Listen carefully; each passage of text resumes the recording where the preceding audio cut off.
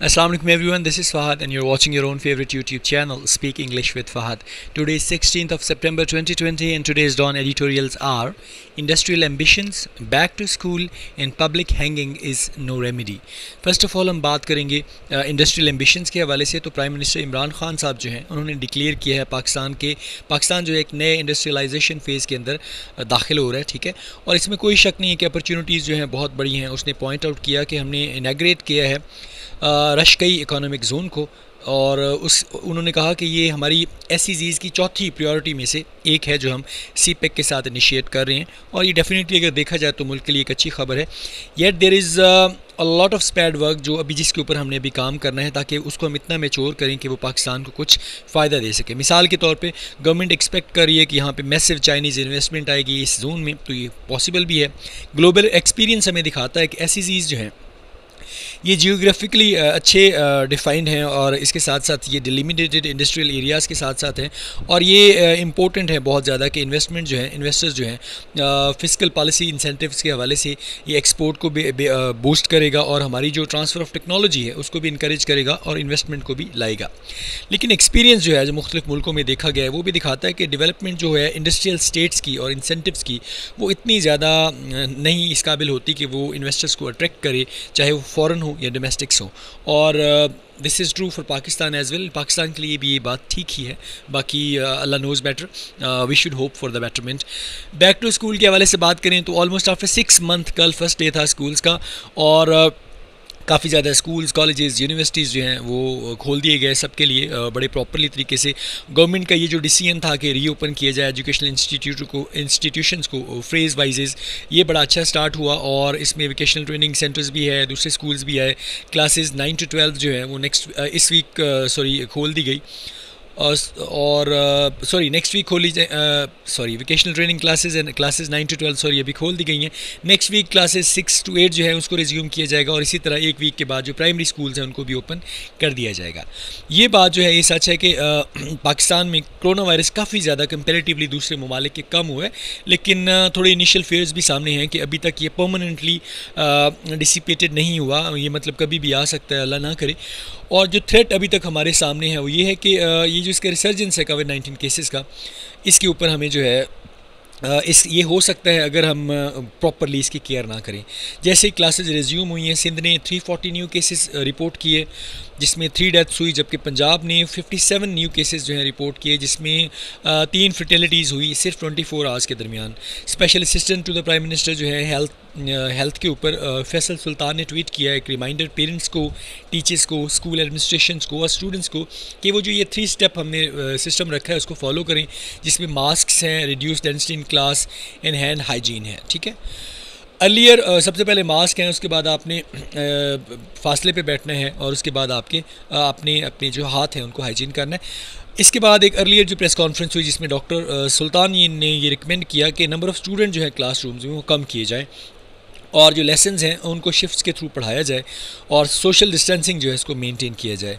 ये बिल्कुल ये ज़रूरी है कि SOPs जो है उनको फॉलो प्रॉपरली जो है लाइक टू द टी उनको फॉलो करना चाहिए, जिसमें हमें क्राउड से बचना चाहिए, हमें रेगुलरली डिसइंफेक्ट करना चाहिए जगहों को, उसके साथ साथ हमें एक दूसरे की बिलोंगिंग्स शेयर नहीं करनी चाहिए, हमें हैंड वॉशिंग के लिए जाना चाहिए बार बार, और हमें थर्मल गन जो है उसकी स्क्रीनिंग जो है एंट्रेंस के ऊपर लाजमी करार देनी चाहिए। अगर ऐसा मुमकिन हो तो क्लासेस जो हैं उनको भी आउटडोर बंदा बिठा ले, यानी अगर आपके पास ज़्यादा क्लासेस हैं तो आप उसको आउटडोर भी बिठा सकते हैं।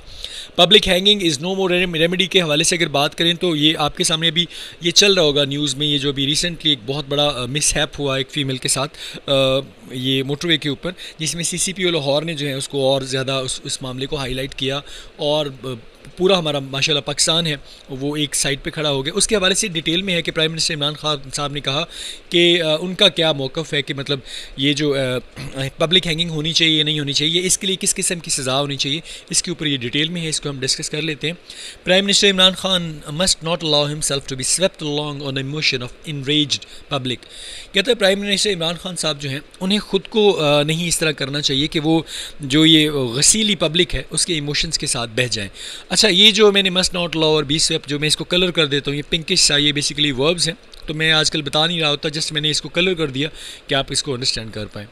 even while acknowledging that the motorway gang rape last week has understandably touched a raw nerve. ठीक है,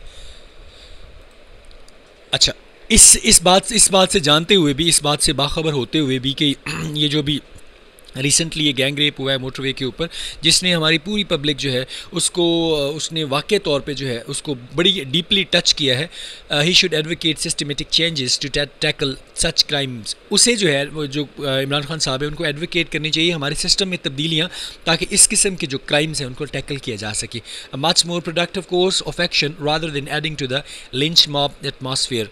एक बहुत ही ज़बरदस्त यानी ये प्रोडक्टिव कोर्स होगा इस काम लेने का, बजाय इसके कि हम ये जो एक सज़ा देने वाला हमारा एक लिंच मोब कहा जाता है जहाँ पे बहुत ज़्यादा लोग जमा हो जाएं और वो किसी को किसी को सज़ा देने के लिए कह रहे हों, बजाय इसके कि हम उस लिंच के वो खान साहब जो हैं वो लिंच मॉब का हिस्सा बने. उन्हें कुछ ऐसा करना चाहिए, सिस्टम में ऐसी तब्दीलियों के बारे में एडवोकेट करना चाहिए जो वाकई प्रोडक्टिव कोर्स ऑफ एक्शन जो है हमारे सामने लेके आएँ. या during a television interview on Monday, एक इंटरव्यू हुआ मंडे को इमरान खान साहब का. Mister Khan called for publicly hanging those who sexually abuse women and children. तो मिस्टर खान ने ये कहा पब्लिक के वो लोग जो बच्चों को और औरतों को सेक्शुअली अब्यूज़ करते हैं उनको पब्लिकली हैंग किया जाए. Although he didn't follow it up, ताहम अभी तक उन्होंने इसको फॉलो नहीं किया. With the caveat that such punishment was not internationally acceptable. अभी तक ताहम उन्होंने इस बात को फॉलो नहीं किया था कि इस तरह की जो वार्निंग है वो या सज़ा है वो जो है वो इंटरनेशनली एक्सेप्टेबल नहीं है एंड कुड कॉस्ट, और पाकिस्तान को इसका खमियाजा भुगतना पड़ सकता है it's GSP plus trade status के ऊपर. As the leader of a country that not long ago witnessed the horror of public executions carried out by bloodthirsty militants, एक किसी भी मुल्क के लीडर होते हुए, जैसे कि अभी पिछले इतना ज़्यादा देर नहीं हुई जब हमने विटनेस किया एक बहुत ही बड़ा पब्लिक एग्जीक्यूशन जो खून के प्यासे मिलिटेंट्स के थ्रू हुआ, he should not be doubly aware of the optics of advocating such punishment. He should be doubly, उसे 2 दफ़ा इस बारे में सोचना चाहिए कि इस तरह के जो ऑप्टिक्स हैं, इस तरह की चीज़ें जो हैं, अगर उनकी सज़ा के बारे में एडवोकेट कर रहे हैं तो उन्हें एक दफ़ा दोबारा सोचना चाहिए. If it only in cases of rape, हालांकि अगर ये सिर्फ रेप के केसेस में वो कह रहे हैं तो फिर भी उन्हें एक दफ़ा फिर सोचना चाहिए इसके ऊपर. पब्लिक हैंगिंग्स की अगर बात करें, और neither an immediate nor a long term answer to crime. ये पब्लिक हैंगिंग्स जो हैं ना तो ये फौरी हल है इस मसले का और ना ही ये लॉन्ग टर्म का हल है किसी भी क्राइम का. यहाँ पे ये पेपर वाला लिखता है कि this paper on principle opposes the death penalty in any form, कि ये जो पेपर है ये इस कानून को अपोज करता है कि जी किसी भी फॉर्म में किसी को डेथ पेनल्टी दी जाए. A fact that most criminologist worth the assault would confirm. हकीकत ये है कि जो ज़्यादातर जो क्रिमिनोलॉजिस्ट हैं ना, उनको उन्होंने जो किया है उसकी उन्हें कन्फर्मेशन होनी चाहिए, उन्हें उसका खमियाजा ज़रूर भुगतना चाहिए. Such a spectacle would only serve to include us among the brutalized of societies. अगर इस किस्म का हम शदीद नज़ारा हम करवाते हैं, ये स्पेक्टेकल दिखाते हैं, तो ये हमें शामिल कर देगा मोस्ट उन सोसाइटीज़ में जो बहुत ज़्यादा जालिम हैं. ब्रूटलाइज्ड ऑफ सोसाइटीज़ बहुत ज़्यादा जुल्म करती हैं. Where the desire of vengeance ये outweighs the desire of for justice, जहाँ पे ये बदला लेने की ख्वाहिश जो है वो इंसाफ की ख्वाहिश से एक्सीड कर जाती है, उससे आगे चली जाती है. Even the prime minister's proposal that sex offenders be chemically castrated ignores the very relevant fact that the conviction rate in rape cases which are already grossly underreported is a measly 3%. हत्ता कि prime minister साहब का जो proposal आया कि जो sex offenders हैं उनको केमिकली जो है कैस्ट्रेटेड कर दिया जाए, ये भी इस बात को इग्नोर करता है एक बड़े रेलिवेंट फैक्ट को, जिसमें देखा जा सकता है कि ये जो कन्विक्शन है, ये सज़ा है, ये जजमेंट जो है ये रेप के केसेस में हत्ता कि वो बहुत कम रिपोर्ट्स में आते हैं, वो बहुत छोटी है. यानी उन लोगों को अभी तक सज़ा ही नहीं दी गई, जो जिनको सज़ा दी गई वो तकरीबन 3% है. Why is this so? ये ऐसा क्यों है? बिकॉज इसकी वजह ये है police investigations are defective and blatantly compromised and the justice system has little interest in seeing justice done. क्योंकि जो हमारा पुलिस का निज़ाम है, उसके इन्वेस्टिगेशंस हैं, वो बहुत ज़्यादा डिफेक्टिव हैं और वो शेमफुली कंप्रोमाइज्ड हैं, और जो हमारा जस्टिस सिस्टम है उसको इंसाफ देखने में किसी किस्म का कोई इंटरेस्ट नहीं है. Going to the most recent developments की तरफ अगर हम जाएँ, रीसेंट डेवलपमेंट्स की तरफ, in assuming that the police have zeroed in on the right suspect, कि पुलिस हमेशा जो है वो राइट सस्पेक्ट के ऊपर ज़ीरो रही है. इट इज़ क्लियर दैट ये बात वाज़ह है when their feet are held in the fire, जब उनके पाँव जलते हैं, law enforcement agencies can perform the way they are suppose to. तो लॉ इन्फोर्समेंट एजेंसीज़ बिल्कुल वैसे परफॉर्म करती हैं जैसे उन्हें परफॉर्म करना चाहिए. Had they done so earlier in the case of one of the suspects? क्या पहले जो है पहले ही आप नहीं देखते कि वो ऐसे ही इसी तरह के सस्पेक्ट के साथ कर चुके हैं, डिस्क्राइब जैसे कि बताया गया एज ए हैबिचुअल रेपिस्ट, कि ये बंदा जो अभी पकड़ा गया ये हैबिचुअल रेपिस्ट है. He may not have been free to commit his latest alleged rape and several women would have been spared the ordeal they were put through. अगर उसके साथ भी इंसाफ किया जाता है तो उसको डेफिनेटली उसको कभी भी आपने फ्री नहीं छोड़ना था, ताकि वो और रेप करे, और काफ़ी ज़्यादा औरतें जो बेचारी हैं वो इस अजाब से जो है वो बच जाती. अकॉर्डिंग टू लॉ इन्फोर्समेंट की अगर बात माने, this individual was also involve in a gang rape case in 2013, but ये वाला ये जो भी पकड़ा गया बंदा, ये 2013 के गैंग रेप के केस में भी शामिल था. आउटरीजियसली इनफ, ये शॉकिंगली काफ़ी है, was release from custody after compromise between two parties. दो पार्टीज़ के दरमियान कंप्रोमाइज़ हो गया तो इस बंदे को उन्होंने जी छोड़ दिया. जबकि अगर अंडर द लॉ बात करें, rape is a non compoundable offence. के रेप जो है वो नॉन कंपाउंडेबल ऑफेंस का मतलब ये है कि ये ऐसा ऑफेंस है जिसके बारे में आप किसी भी बात के ऊपर कंप्रोमाइज़ नहीं कर सकते. यानी हमारा कानून हमें इजाज़त नहीं देता कि हम रेप के केसेस के ऊपर कंप्रोमाइज़ कर लें, यानी उसकी सज़ा लाजिम है. The example of many countries lies, काफ़ी ज़्यादा मुल्कों की एग्जाम्पल सामने पड़ी है बिफोर अस, हमारे सामने. It is the certainty of punishment, not its severity, that acts as a deterrent to crime. यहाँ पे मसला ये है कि यहाँ पे हम सज़ा के ऊपर बहुत ज़्यादा ज़ोर देते हैं, जबकि हम उसकी शिद्दत के ऊपर, कि एक्ट क्या हुआ है उसके ऊपर ज़ोर नहीं देते. और वो क्या करता है, वो क्या करता है, वो डिस्करेज कर देता है, डिस्करेजमेंट लाता है क्राइम के हवाले से. Meanwhile, what can better illustrate the extent of the rot in Pakistan law enforcement. ताहम देखा जाए तो और क्या है जो इतनी बुरी तरह से पाकिस्तान के इस रॉट सिस्टम को, लॉ इन्फोर्समेंट सिस्टम को दिखाया है, जिसमें the Lahore high court chief justice जो है has warned the CCPO Lahore against extra judicial killing of the suspects in the motorway gang rape case. जिसमें लाहौर हाई कोर्ट के चीफ जस्टिस साहब को CCPO को वार्निंग देनी पड़ी है कि आपने एक्स्ट्रा जुडिशियल किलिंग की है मोटरवे के ऊपर होने वाले गैंग रेप केस के विक्टिम की. तो मतलब ये चीज़ें हैं जो हमारे मुल्क के हालात हैं. The attorney general on Monday made some eminently sensible observation. Attorney general ने मंडे वाले दिन कुछ बहुत ही ज़बरदस्त किस्म की ऑब्जर्वेशंस दी about our flawed and inequitable criminal justice system. हमारे ये फ्लॉड, ये हमारे ख़राब किस्म के और नाजायज़ किस्म के क्रिमिनल जस्टिस सिस्टम के हवाले से उन्होंने बहुत पॉजिटिव बातें की. Only structure and procedural changes जो हैं, सिर्फ स्ट्रक्चर के हवाले से और प्रोसीजरल चेंजेस जो हैं, can make it one that actually serves the people. इस हमारे सिस्टम को ऐसा कर सकता है जो रियल में जो है लोगों की खिदमत करे.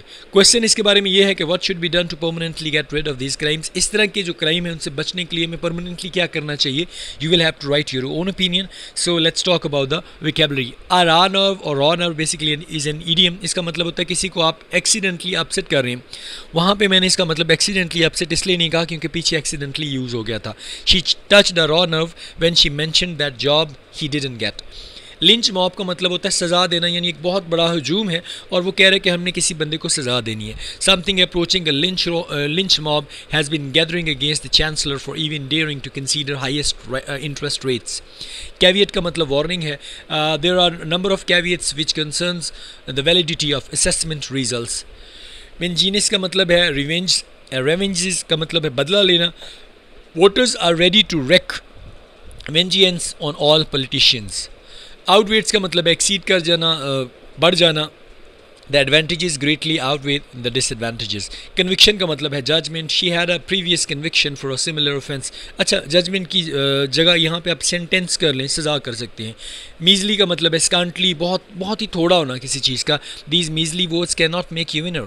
ब्लैटेंटली का मतलब है blatantly shamefully. Yet another space show that blatantly disregarded scientific fact was to be produced.